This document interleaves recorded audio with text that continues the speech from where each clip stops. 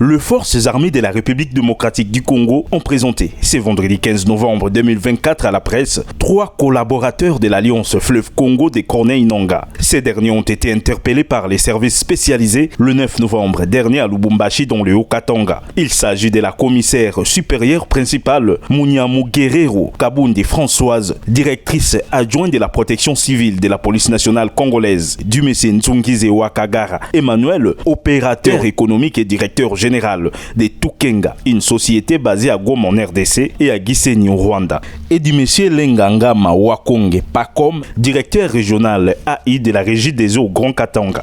Selon le porte-parole des FARDC, le général-major Sylvain Ekenge, la rencontre à Lubumbashi de ces 3 personnes s'inscrit dans le cadre de la planification des activités de l'AFC au Grand Katanga pour l'installation de ces mouvements rebelles afin de procéder au recrutement des membres et alliés. En date du 9 novembre 2024, les services spécialisés ont interpellé à Lubumbashi, dans le Haut-Katanga, quelques personnes, au nombre de 3. La commissaire supérieure principale, Munyamu Guerrero Kabundi Françoise, à voir, à partir de la ville-province de Kinshasa, planifier son voyage de Lubumbashi, alors qu'elle travaille ici à Kinshasa plutôt, et transférer par WhatsApp au numéro de M.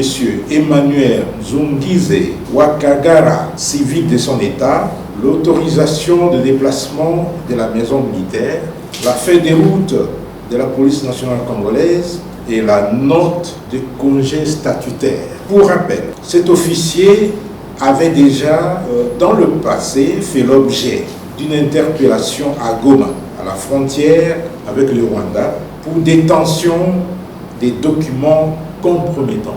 Un autre fait qui lui est reproché, c'est celui de s'être retrouvé avec Emmanuel Nzungize et M.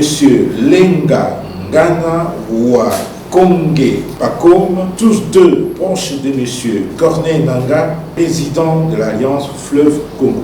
Pour M. Emmanuel Nzungize Wakagara, avoir incité la commissaire supérieure principale Munyamu Guerrero Kabundi Françoise à commettre des actes contraires à la discipline et à la loi. Il reconnaît être détenteur de 2 passeports. Il a un passeport congolais et il a un passeport rwandais.